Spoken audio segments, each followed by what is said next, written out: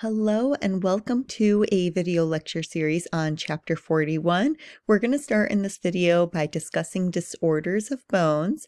And what you see over here is an image of a very rare bone disorder known as fibrodysplasia ossificans progressive, and this was discovered in 2006 and is known as a out-of-place bone formation disorder. But we won't be going into detail about this rare bone disorder and some of the different types of other ultra rare bone disorders. Instead, we're going to talk about metabolic bone diseases, which really is going to be characterized by abnormal bone strength caused by abnormalities of either minerals, vitamin D, bone mass, or bone structures. And that's going to include osteoporosis, osteomalacia, and Paget disease of bone. And then we'll talk about infectious bone diseases, which really we're going to focus on osteomyelitis, and infectious bone diseases sound exactly like the title. We're going to have some type of pathogen infecting the bone. So let's first start off with osteoporosis. And this is going to be a multifactorial chronic disease that is going to regress silently for decades. And this is typically a consequence of the aging process. About 90% of our peak bone mass, meaning the maximum amount of bone density and strength that we're going to have, is obtained by age 20, and 100% is reached around age 30, and then we start to lose it beyond that. And in women, bone loss is the most rapid in the first years after menopause, but will persist throughout the postmenopausal years. But we're going to get into that a little bit more in the coming slides. So what we're going to see is poorly mineralized bone and an increased risk of fractures because we have these alterations within the bone microarchitecture. And our old bone is going to be resorbed much faster than the new bone that we are going to lay down. So we have this loss of bone mass. So our patient is having their bone becoming thinner and more porous. And you can kind of see that taking place in these images over here. This top image is showing us a picture of a, let's say normal, healthy vertebral body, whereas here we're seeing a compression fracture of that vertebral body.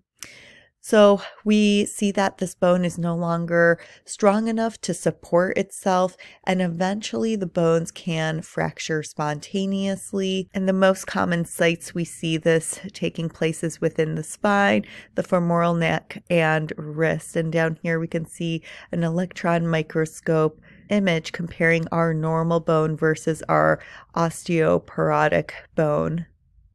So what could be causing this? We may have some endocrine dysfunction taking place involving the parathyroid hormone. If you remember, that parathyroid hormone is released when we have a decrease of our calcium in our blood. That triggers the parathyroid glands to release the parathyroid hormone, and that activates our osteoclasts to resorb the bone, allowing the calcium and the phosphate to exit the bone. We can also have involvement of cortisol, the thyroid hormone, and the growth hormone. Certain medications can cause it, such as glucocorticoids or our proton pump inhibitors, anti-seizure medications, SSRIs, and anticoagulants. Or we may have a vitamin D deficiency, and vitamin D is going to help us absorb our calcium. And we know that we need calcium within our bones that assists with things like mineralization and crystallization. They may have low physical activity, which doesn't allow the bone to have a stress upon it, making sure we are having those osteoblasts and osteocytes maintaining our bone. And having an abnormal BMI could be a cause as well. And as far as major complications, we're going to have more fractures taking place. And it's estimated that over 90% of all fractures are going to occur as a result of falls. And this being an aging type of disorder, we know that there are other things that are going to increase the risk of this, such as not having the best balance or strength. Our manifestations are going to be pain and bone deformity. As our bones lose volume, they become brittle and weak, and they may collapse or become misshapen. And this could also be because of fractures. And we can have kyphosis develop that is going to cause a exaggerated curvature within the thoracic vertebrae and cause a, quote, hunchback. And we get vertebral collapse, and this can also diminish height. Now, we said we're going to talk about postmenopausal osteoporosis, which tends to affect middle-aged and older women. It's when we start having an estrogen deficiency, and we can also have estrogen deficiency take place when we have increased stress or excessive exercise and low body weight, or it could be due to secondary causes such as hyperparathyroidism and decreased mechanical stimulation. And this then leads to a remodeling imbalance between the activity of our osteoclasts that are going to resorb bone. I always think C for cutting away at bone, and our osteoblasts. We want to focus on the B here for building bone.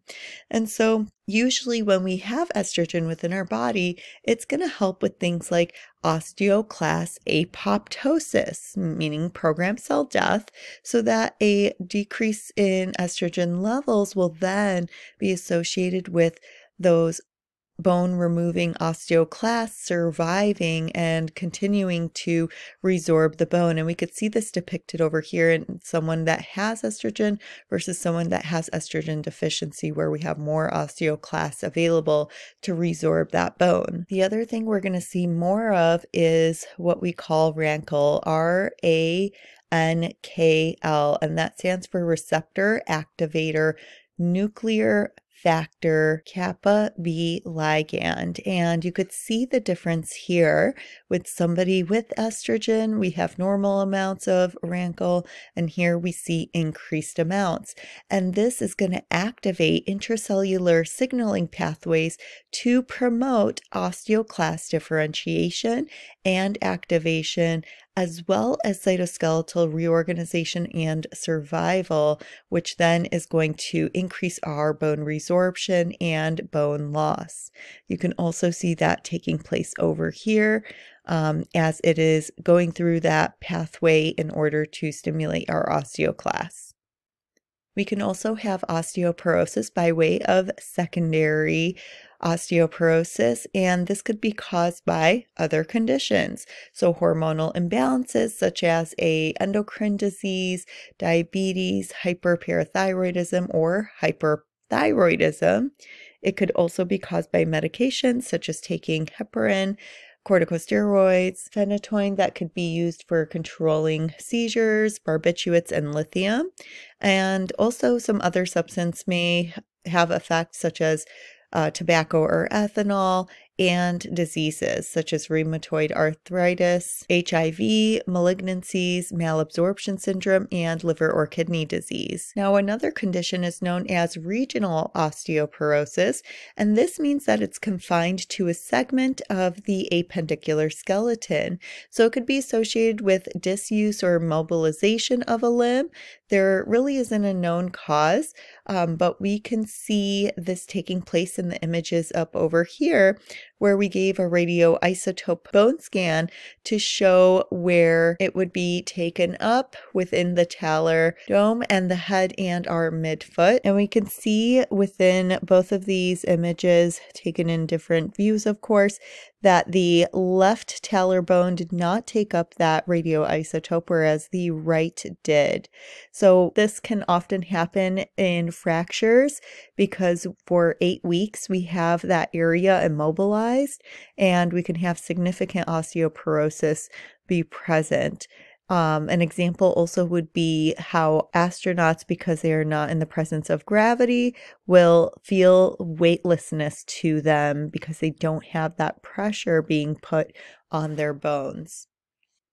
Another type is going to be glucocorticoid-induced osteoporosis, and this is the most common type of secondary osteoporosis. And we'll see that glucocorticoids directly will impact bone quality by improving osteoclast survival and inhibit the osteoblasts and increase osteocyte apoptosis. Remember, the osteocytes are the cells that maintain the bone osteoid. And then, of course, we have age-related bone loss.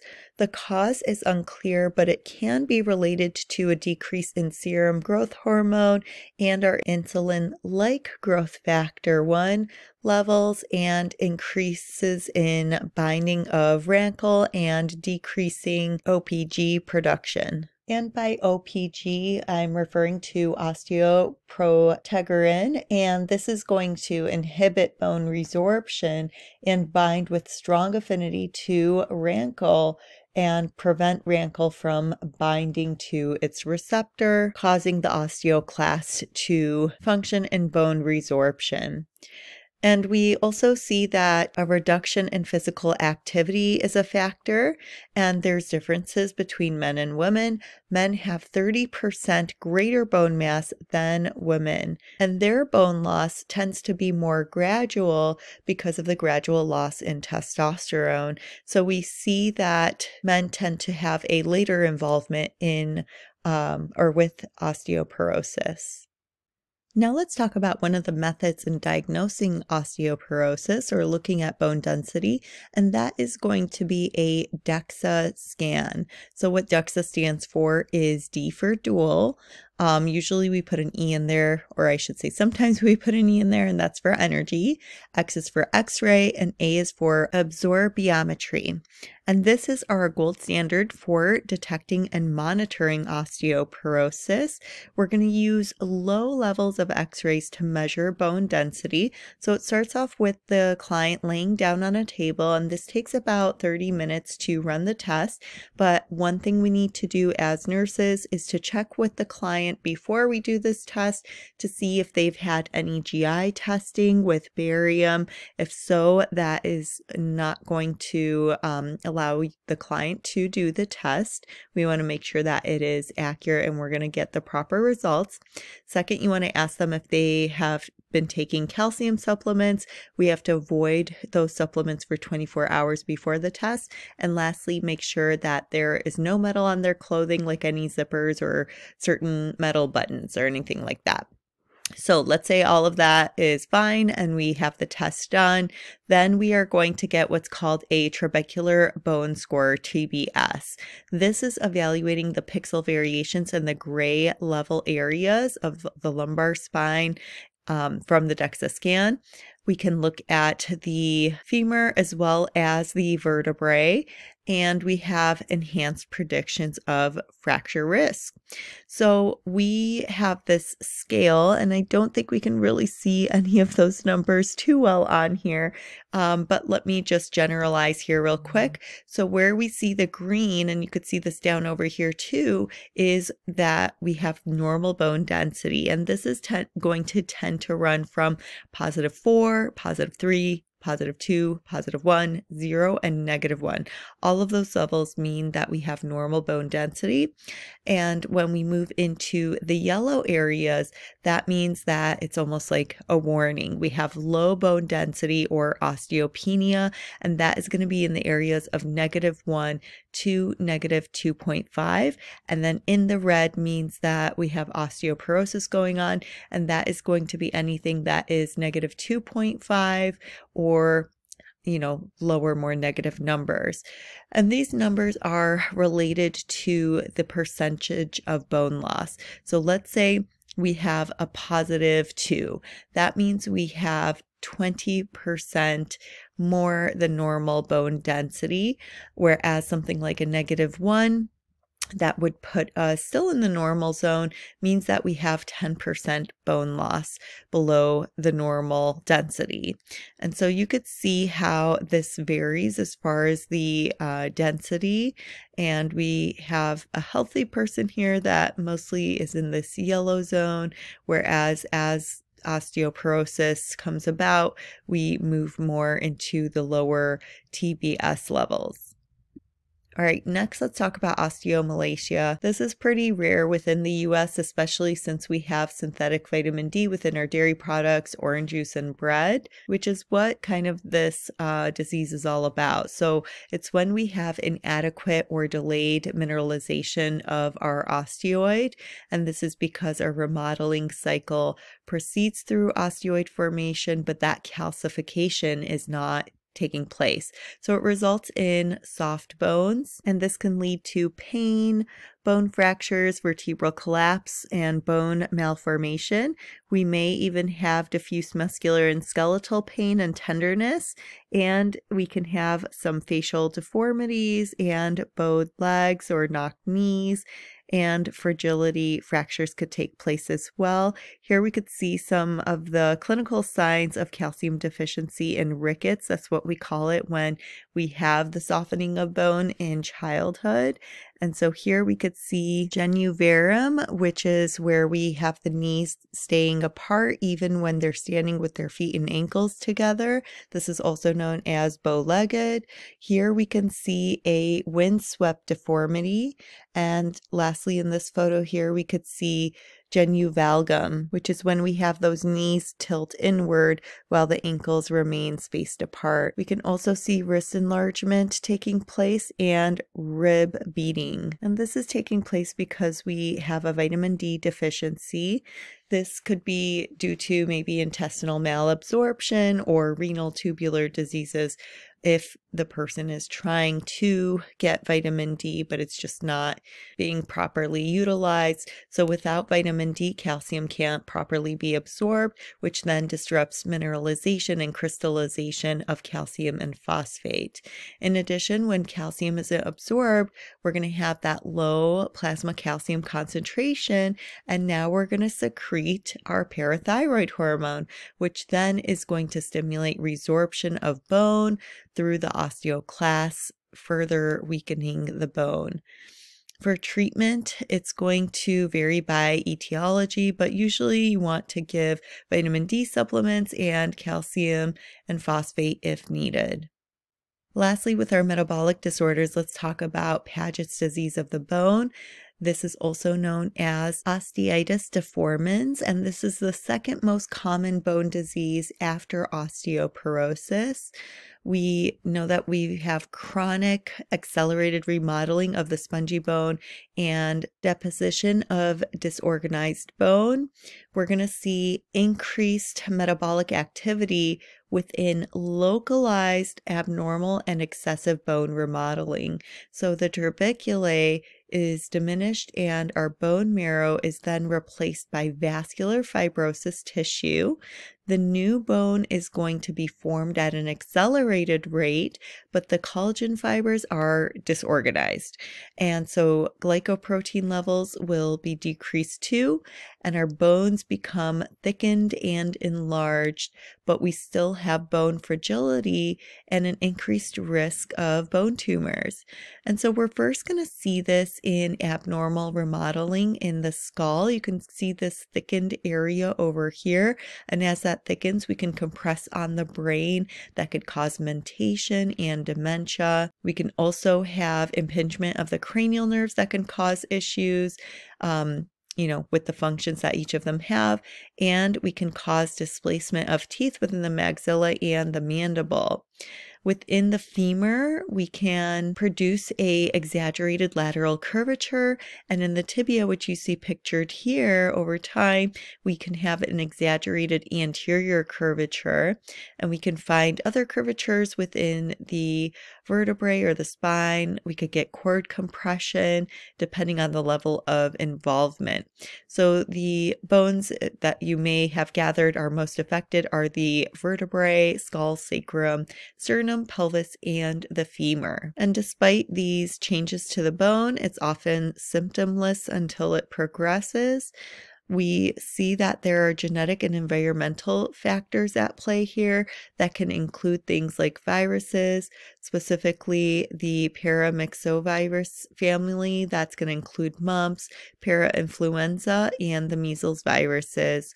And evaluation is going to be based on radiographic findings. Now let's go into our infectious bone disease, which is osteomyelitis, and this is going to be a bone infection that's often caused by bacteria, usually Staphylococcus aureus, and we can also have other pathogens cause this to come about, such as fungi, parasites, and viruses. We can see that at first the invading pathogen is going to provoke a intense inflammatory response. So let's say it's S. aureus, in which we can produce toxins that can destroy the neutrophils and also form colonies of microorganisms called biofilms. And they're going to adhere to surfaces. We may have, let's say, a knee implant here that create a place for the bacteria to adhere to, and with the implants in place and creating the biofilm, we can increase antibiotic resistance.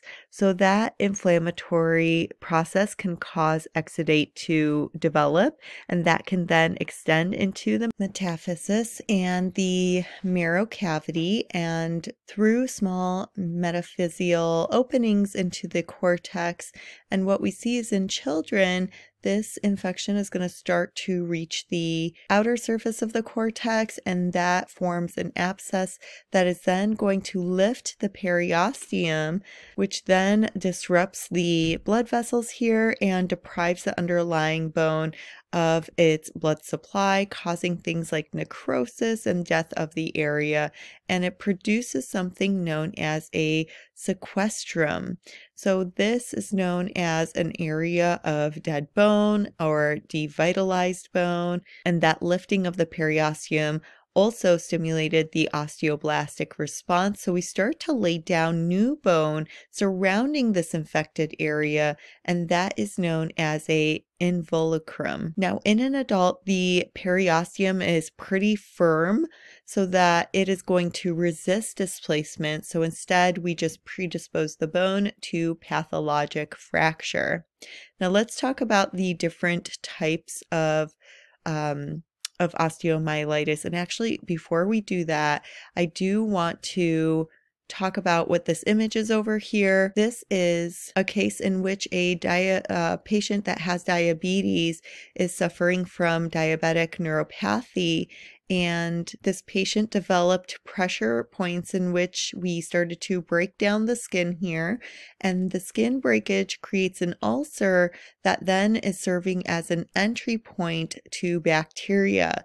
So once that bacteria is inside the tissue, it makes its way to the bone, and it is going to infect that bone, causing osteomyelitis. All right, now that we've discussed that, let's talk about osteomyelitis and classification of its different forms. The best way is to focus on the mode of infection. So we're going to talk about the hematogenous form, and this is going to be due to infection caused by a pathogen that's carried through the bloodstream. And cutaneous, sinus, ear, and dental infections are the primary sources of bacteria. And in adults, we see this taking place mostly in the spine, pelvis, and the small bones. Onset tends to be insidious, meaning that it just comes on really slowly and doesn't really have any obvious symptoms at first. They're very vague. So we have fever, malaise, anorexia, weight loss, and pain. Now, the other form is known as contiguous, and this occurs when the infection spreads to the adjacent bone and is often caused by open fractures, penetrating wounds, or surgical procedures. And it's manifested by signs and symptoms of soft tissue infection. We see low-grade fevers, lymphadenopathy, local pain, and swelling. We can also get single or multiple abscesses forming, known as Brody abscesses, and this is characterized as subacute or chronic osteomyelitis. We see circumscribed lesions that are about 1 to 4 centimeters in diameter that are usually found at the ends of long bones, and that's what we have pictured here in these images. And it tends to develop when the infectious pathogen has become less virulent, or our immune system is resisting the infection pretty successfully. Now, to treat this, we want to do a bone biopsy first to identify the pathogen, and we can use antibiotics, debridement, a biodegradable antibiotic impregnated bioabsorbable beads that we see pictured over here. And in chronic conditions, we may require surgical removal of the inflammatory exudate, followed by continuous wound irrigation with antibiotic solutions. And we could also try hyperbaric oxygen therapy of 100% oxygen to stimulate healing by suppressing the pro-inflammatory cytokines and prostaglandins.